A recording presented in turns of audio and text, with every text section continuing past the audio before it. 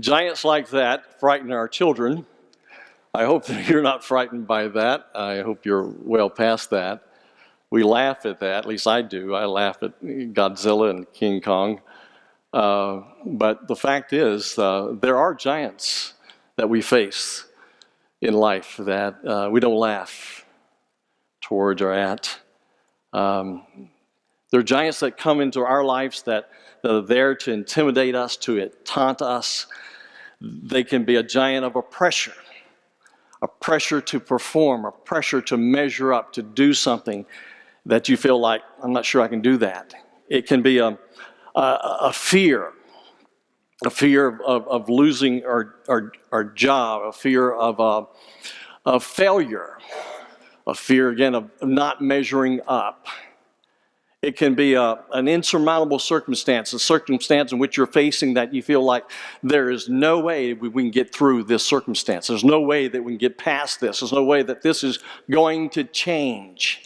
It can be an expectation of somebody else, that they have this great expectation upon you to be a certain person, and you can't be, and you don't want to be that. That can be a giant in your life. It can be financial difficulties. Difficulties that are so great financially that you think there's no way I can get out of this. Kind of like the sheep we talked about last week on his back, trying to get back on his feet. You may feel like that. It can be a loss of a loved one. It can be a physical infirmity. And those giants in our lives are there, and they shout at us. And they say, you can't change, and you are not going to change this, and so give up. Give up. Giants, by definition, are intimidating, they're imposing, and they're threatening. Nelson Price, who was a pastor at Roswell Street Baptist Church for many years, told a story about a widow lady who was facing eviction. She had received the eviction notice, and she just knew that any day that the people would come and would kick her out of her house. And so she hid behind closed curtains and locked doors. And finally the knock came on the door, and she thought for sure they were going to evict her. And so she just sat frozen by fear. And the knock continued and continued and continued. And finally it left. But if she had gone to the door, she would have realized that it was not who she thought. It was her pastor, who had gathered enough money to pay her bills and her rent. But she was unable to hear the good news because of her fear. That's what giants do to us. See, her giant was her rent and her bills that she couldn't pay. And as we talk today about giants in our lives, we need to remember one pivotal truth. And that is, the whole Christian life is one battle after another, in which we will face a whole host of giants before the story is fully told. And I need to say, too, that many of those giants are not on the outside. Many of them can be on the inside. For example, doubt, unbelief, fear. That's a biggie in this whole thing, is fear. But anger, greed, envy, despair, discouragement, self-condemnation, the fear of failure again, a critical spirit, lust for many different things, even grief, and even unforgiveness. And these giants can defeat us faster than some of the things on the outside. Sometimes they just are constantly in our mind. But there is arguably no story that has more application and more implication for our Christian life than the story of David and Goliath. You say, why? Because just as I've said, we go through life facing giants. Giants that stand and loom over us and who say to us, you're done. You're toast. It's over with for you. You're no good. You're of no value because you won't measure up or you won't do this. Well, the great news is that God has a name for facing giants. We've been studying the names of God, the compound names of Jehovah, and God has as I've said, God has a name for every eventuality in our life, everything that we might face, every situation that we might face. God has a name. And the name that we see today is Jehovah-Tsaba. Jehovah-Tsaba, which means the Lord, our warrior. The Lord, our warrior. Or we might say the Lord, our army. Let's turn to 1 Samuel chapter 17 that was read earlier. And let's get right into the text. In verses 1 through 7, you have the battle scene. And I'm trying to imagine the scene. As the morning fog clears in the valley, the men from both sides are preparing for a battle. And in their thinking, in their mind, many will die at this time. The soldiers of the Israel army are probably checking their equipment. They're looking at their uniform. They're probably getting a bit of cheese and bread right before the battle, at least. And as they look across the valley, they see the army of the Philistines. Now, a note about the valley here, the valley of Elah. As they saw these other men on the slope, the valley of Elah was really a large valley. It was really a ravine in the middle of this valley, and at the bottom of that ravine, there was a dried up creek bed, probably where David got his stones for his slingshot. But that valley was that ravine was about a mile wide, and even as it got to towards the mouth of the canyon, it opened even wider. Now, one thing we need to note here is, before we go on, is that the Philistines started this fight. They started this battle. You say, well, why did they do that? Well, it's because somehow a ragtag army of Jewish farmers had defeated them previously, just a few months earlier, at Michmash. You can read about that in 1 Samuel 13 and 14. And so they're uptight. They're unhappy. They're smarting from that defeat, and they want to pay back, and they want to pay back with interest. But something happens as they're preparing for the battle.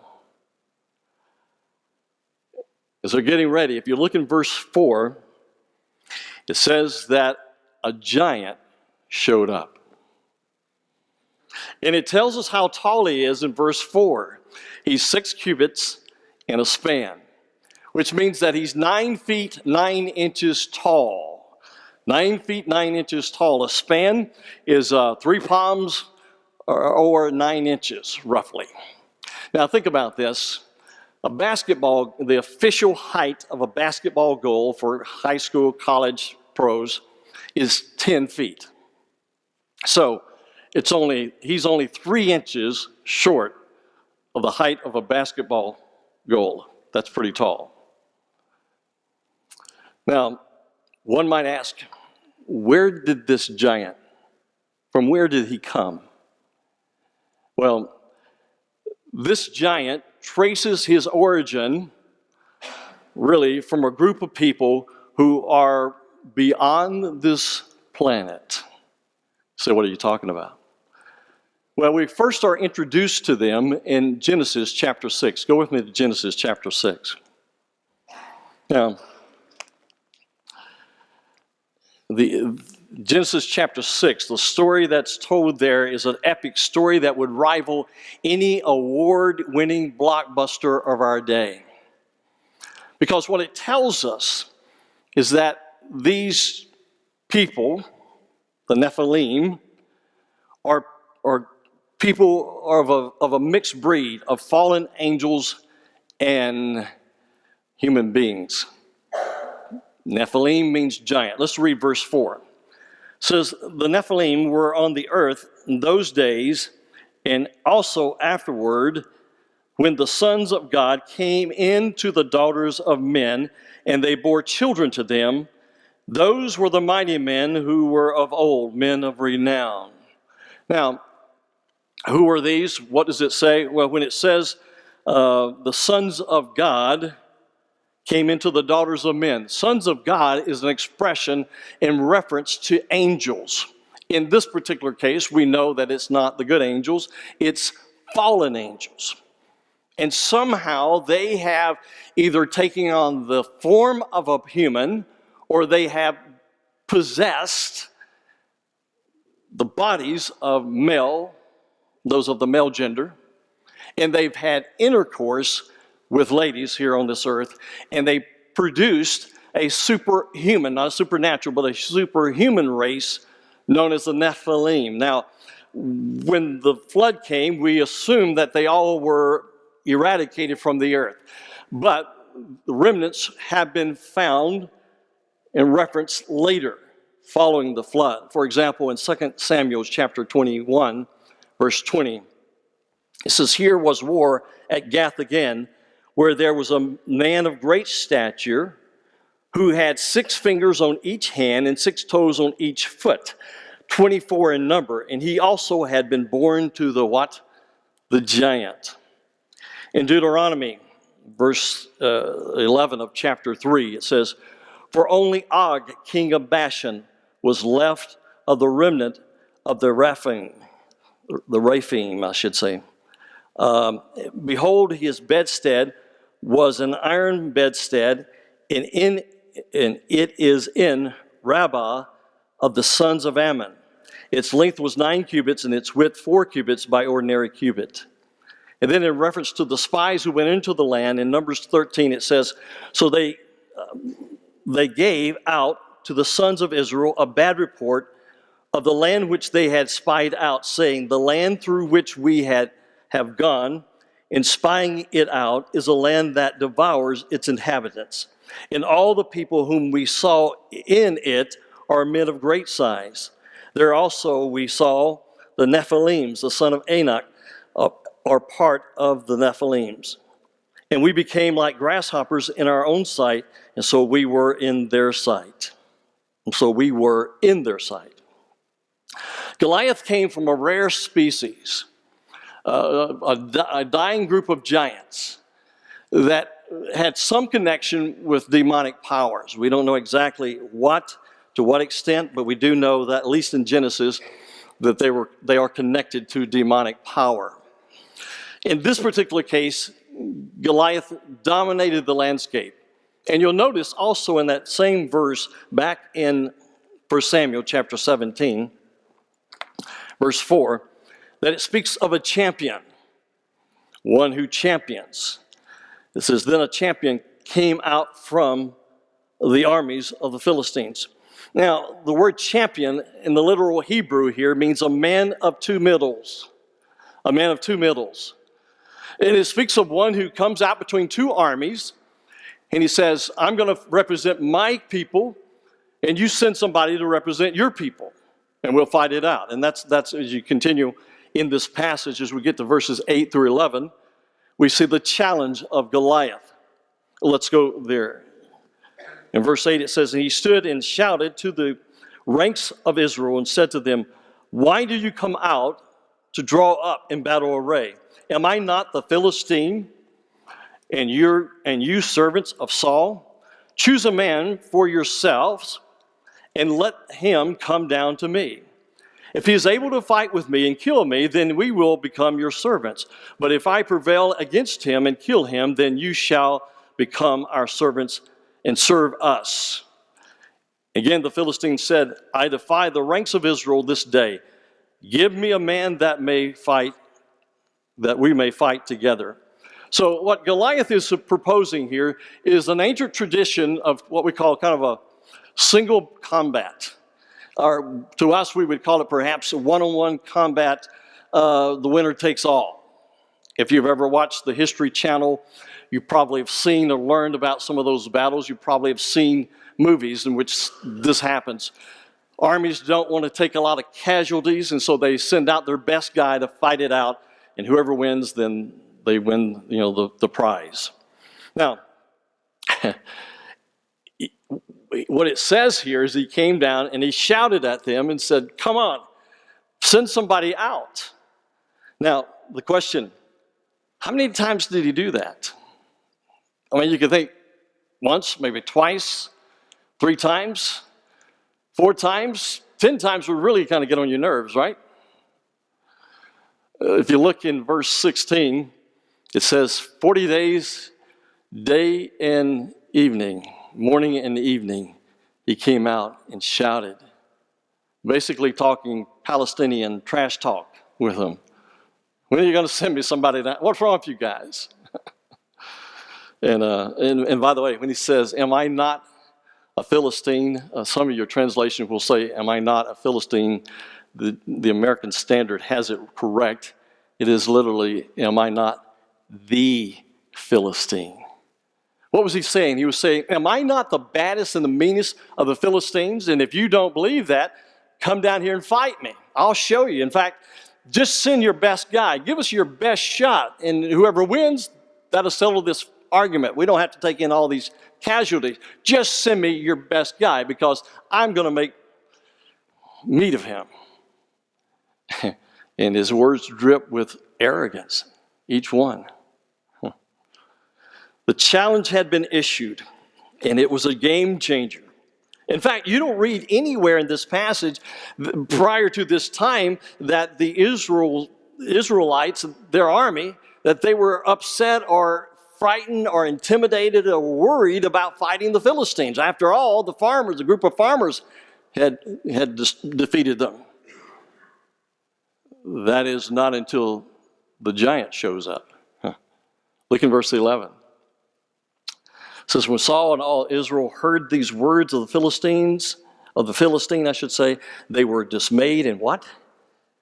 "Greatly afraid." The Israelites were rife with fear. And folks, many of us crumble in the shadow of the giant in our lives for the same reason. We think, how can I defeat this giant? How can I face this giant? He was only one giant, but he was one giant too many. Sometimes the giants in our lives seem like they will never go away, and they kind of stand there shouting across the valley of our personal ravine, saying, "You can't do it.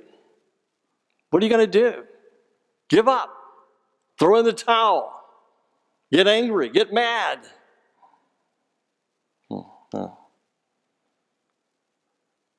See, it only takes one giant to stop you in your tracks as long as you're looking at it from the human viewpoint, from the human level. Our lens is that sometimes we look through the lens of our lives and we see the giant in the distance, and before long, that giant fills up the screen, and we think, "There's nothing I can do."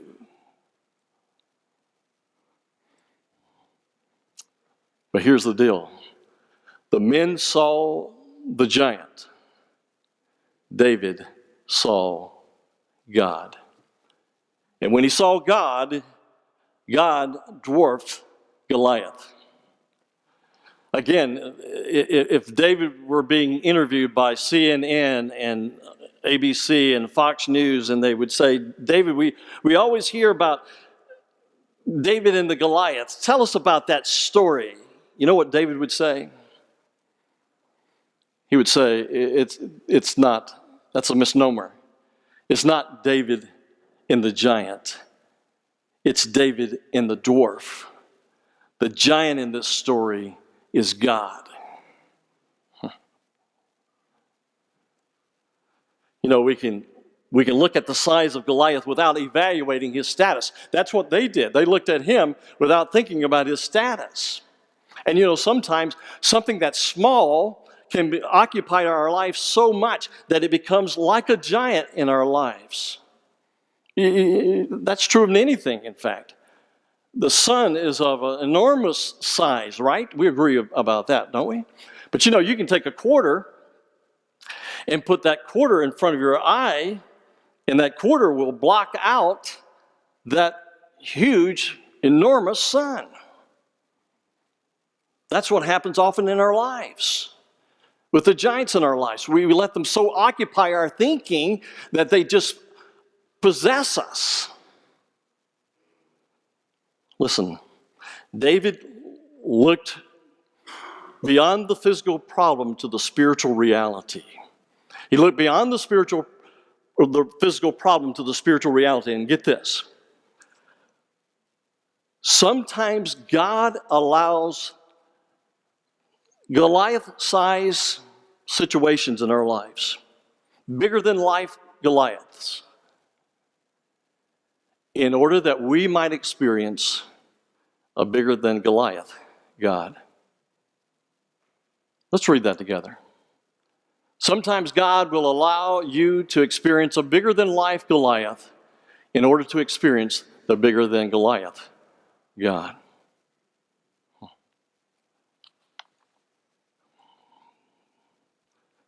In verses 12 through 31, we see David enters the scene.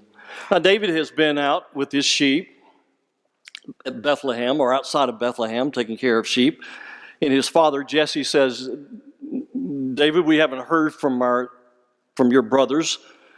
I want you to take this food and go check on them. And so David goes down and he takes the food to his brothers, and he's there to check on them.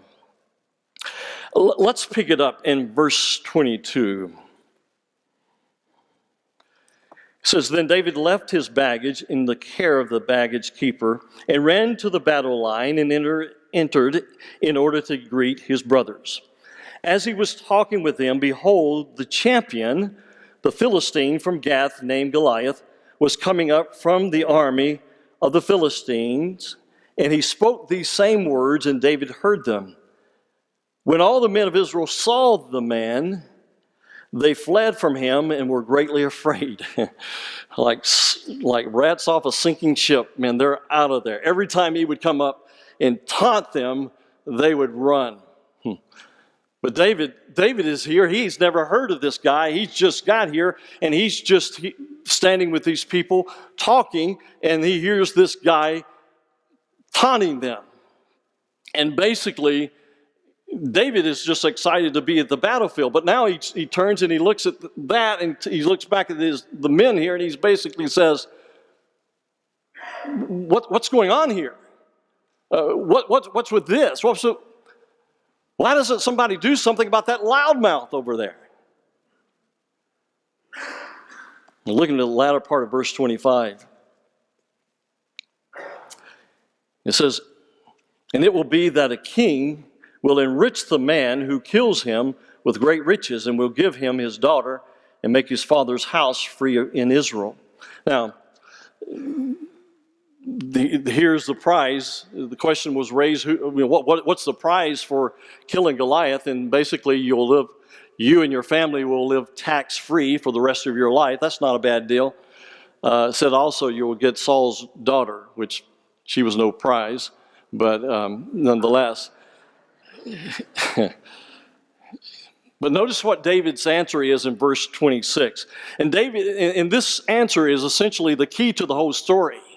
Just look at verse 26, because David essentially is saying, look, what is the prize for this? Anyways, in other words, he's saying, is the reward big enough and large enough that somebody should step out and deal with this guy?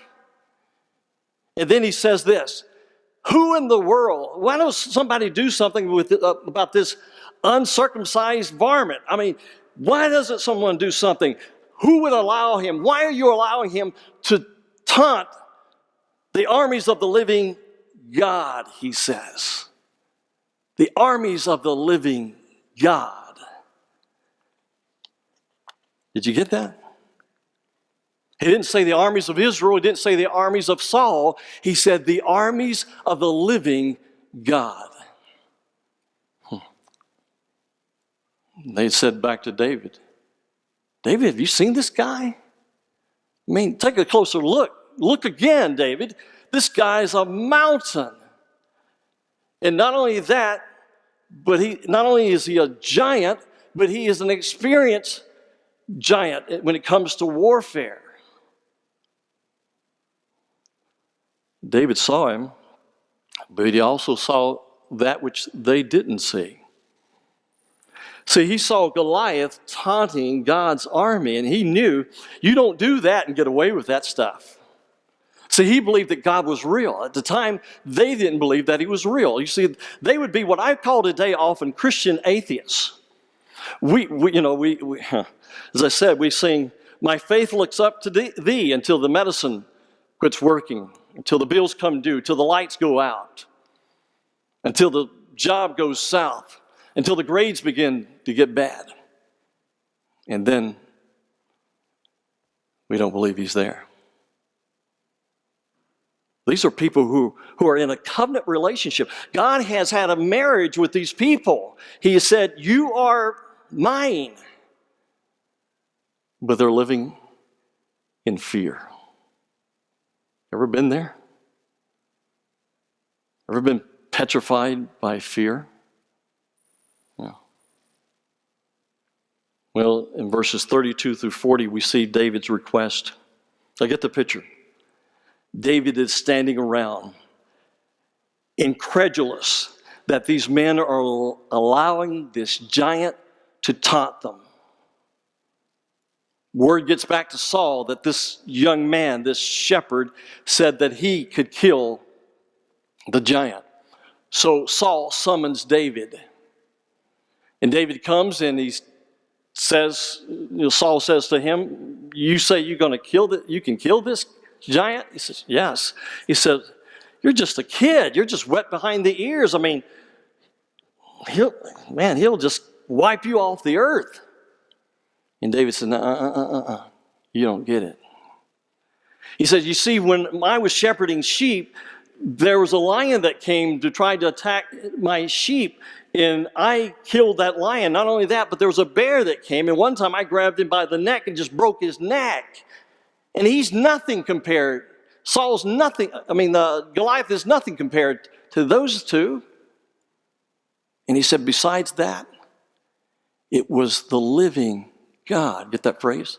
It was the living God who saved me and rescued me.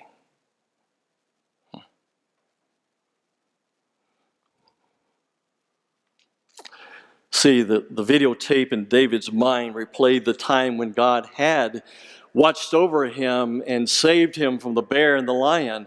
And you see, David saw God's faithfulness of the past locking arms with God's goodness in the present, and he believed and he was invigorated that God would indeed come through.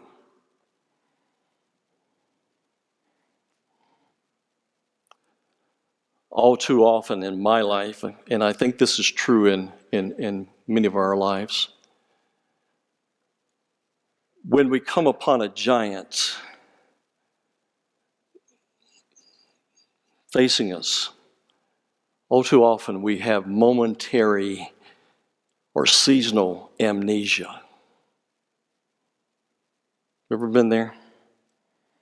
We forget all the times that God provided and took care of us and watched over us and came through, perhaps the last moment nonetheless, but came through. And we forget that he's with us now, that same God who came through in the past. God was always about reminding his people of their momentary amnesia. In Deuteronomy 7:17, 18, it says, if you should say in your heart, these nations are greater than I, how can I dispossess them? So you shall remember what the Lord your God did to Pharaoh and to all of Egypt. He's saying, look, if you're standing around talking about wondering whether or not you can defeat these people, you need to just stop that. You need to just quit that. Stop right now. And remember what I did in the past. Now, here's something Here's a truth that we need to get. This is vital.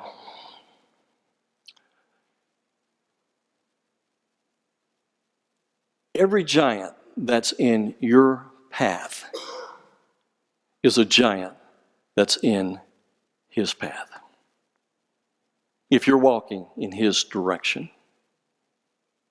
Every giant that is in your path is a giant that's in his path if you're obedient to him. David said, Heavenly Father, we got another giant. He says, great, let's go get him. That's all that's all he felt.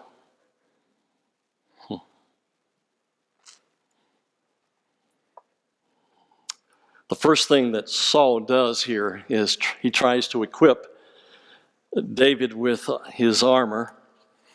And it's so big, so large. Saul was a good size. By the way, the guy should be out there fighting Goliath. You know who it is?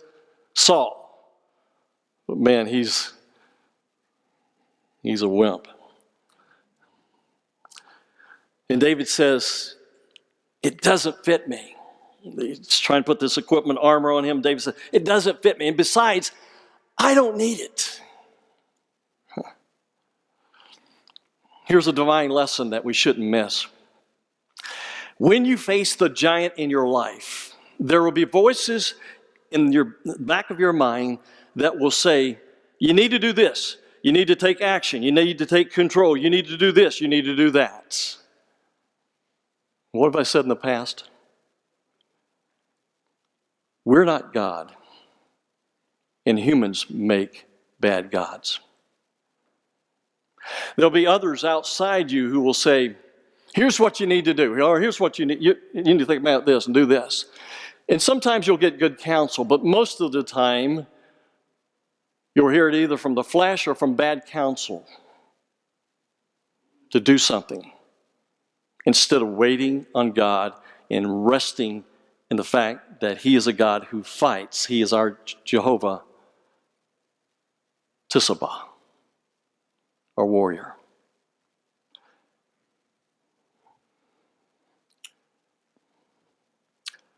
Sometimes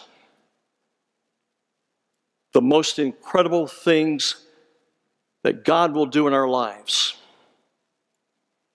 will happen when we think we have nothing to give.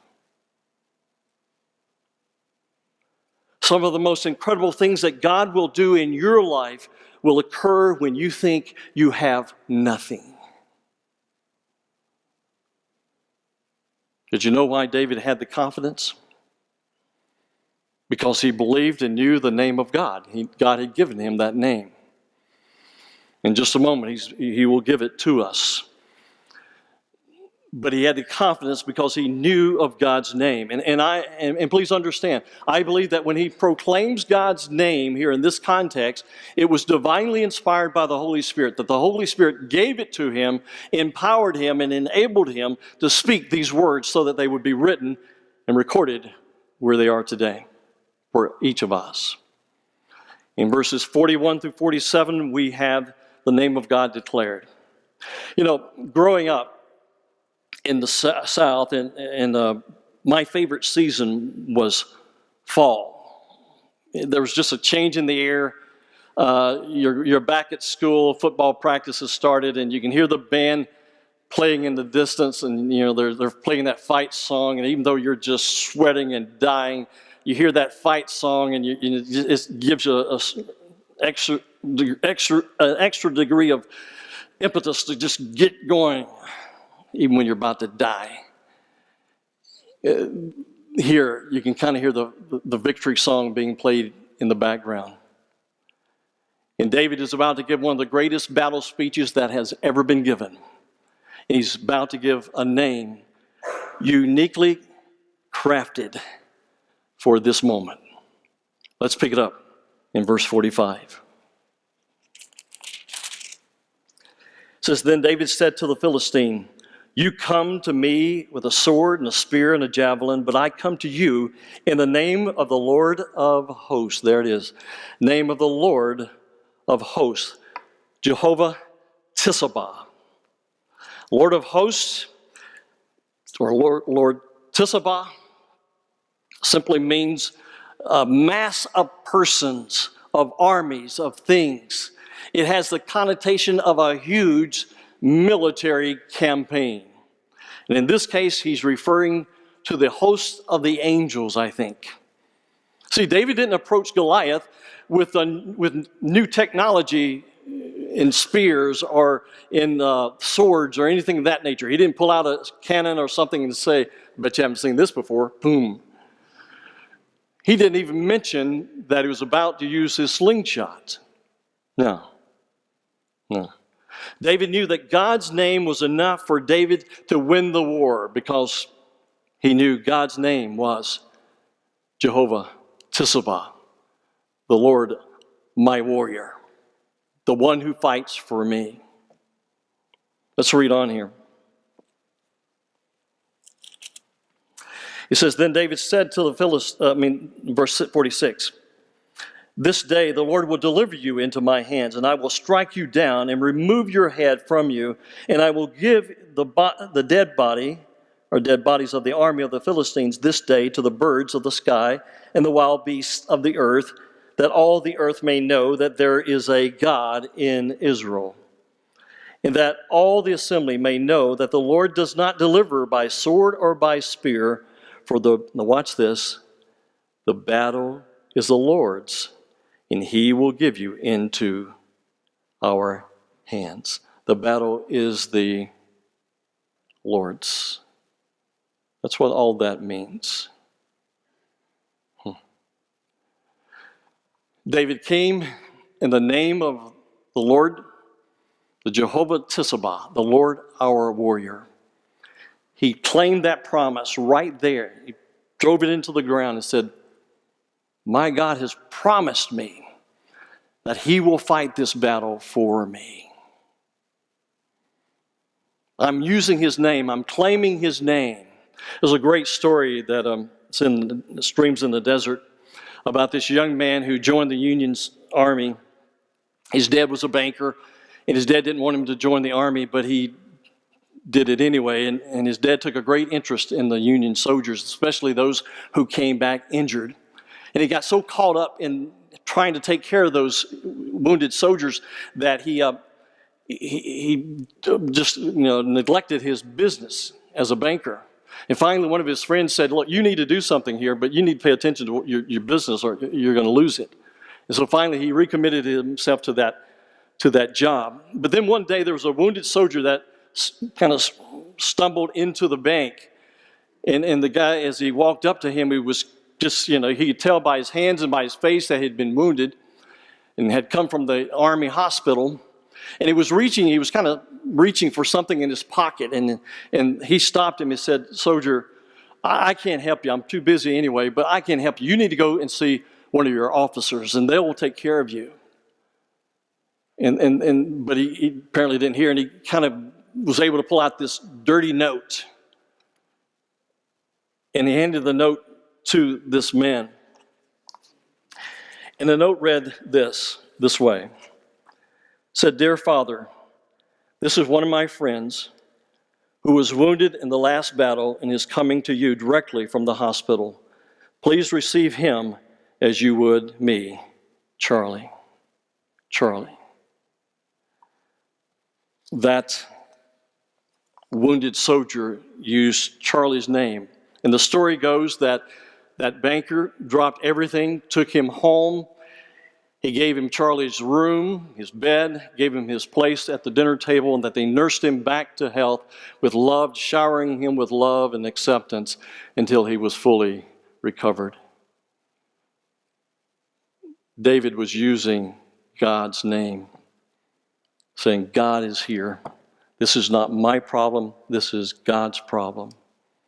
And essentially what he did is he just dropped the responsibility off to God. You know, when a quarterback is being rushed by the defensive line and when they do a blitz, sometimes the quarterback doesn't have time to stand back and look at his receivers. So what he will do is he will drop the ball off to what's called a safety valve. At least some coaches call it that. He'll drop the ball off to a halfback that's just out in the flat, just lob it over. He doesn't have to make a great pass, just lob it over to him. And it's his responsibility. It's no longer the quarterback's responsibility.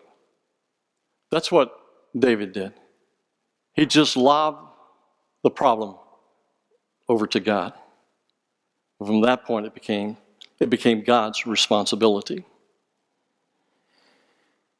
You see, when David approached Goliath in the full power of God's name, he just, again, was invoking the power, the authority of that name. As I've said before, there is power in God's names if we would only use them. In John 16:24, it says, Jesus said, "For until now you have not called upon me and called upon my name." He says, call upon me. Jesus says, essentially, call upon me and you'll be filled with joy. Well, that's true of many of us. Often we don't call upon his name. So what should we not forget at this time? Here it is. Here's what you take home. Every giant in your path is also in God's path, if you're going in his direction. Every giant in your path is a giant in his path. Let me ask you about that giant today. Think about it. Have you passed it off to God? Have you given it to him? I read recently about Martin Luther of the Reformation. He was the one who nailed his thesis to the Wittenberg door and started the Reformation. I read recently that he struggled deeply with depression. He worked out different exercises in order for him to deal with depression. And so I find it very fitting that he was the one who wrote the great words of "A mighty fortress is our God." And the second verse has great application to us. He said, "Did we in our own strength confide, our striving would be losing, were not the right man on our side, the man of God's own choosing. Dost ask who that may be? Christ Jesus, it is he. Lord Sabaoth, or Oth, depending on how you want to pronounce that Hebrew, his name." By the way, that's the same name that's used here. You can use different words, different forms, but it's Jehovah-Tsaba. From age to age the same, and he must win the battle. Christ is he, Lord Tsaba,